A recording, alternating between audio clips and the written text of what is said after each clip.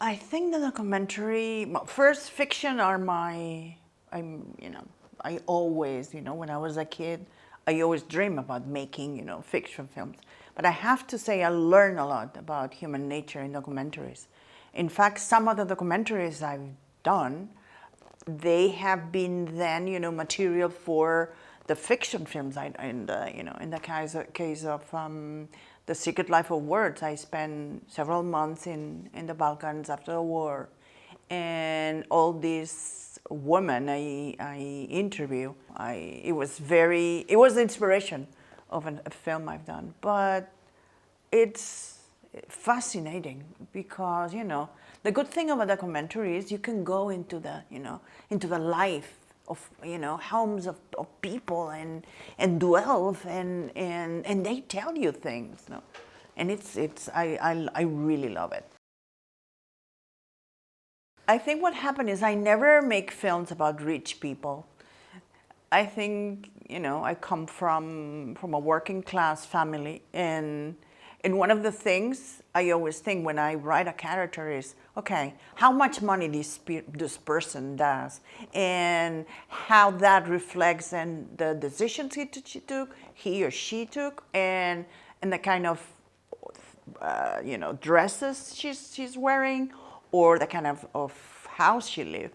For me, those are things who are always in the base of everything I've done.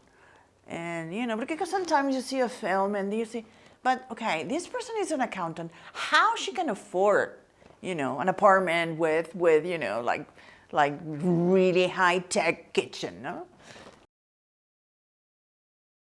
I always work in independent films, so the Hollywood thing, I never work for a studio.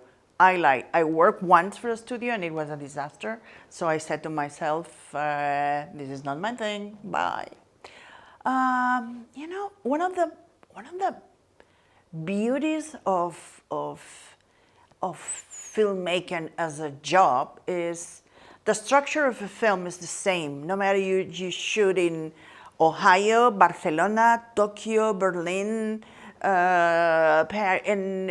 it's true. I work in lots of countries, and for me the beauty of it is you can do that.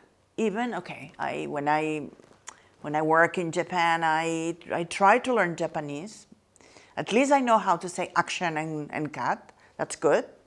I learned more when I was there, but I realized, there is something beyond borders and beyond countries and beyond continents, and it's amazing just to have the opportunity to work with people, with crews who probably they don't know you, they don't know your language, but when we are behind the camera, we are in pre-production, everybody knows what they have to do. And I always wonder why the world doesn't work like this. I think it's great. I think it's, it's a curse and it's a blessing.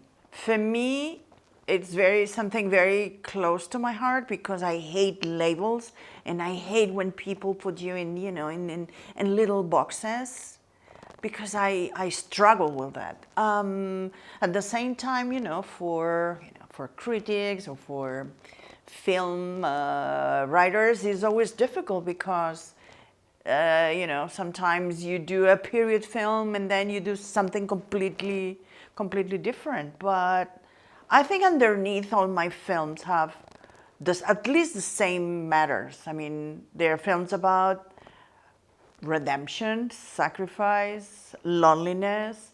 They have a tad, an atmosphere with melancholy is also a character. But yeah, I guess they are difficult to classify. I'm very aware of it.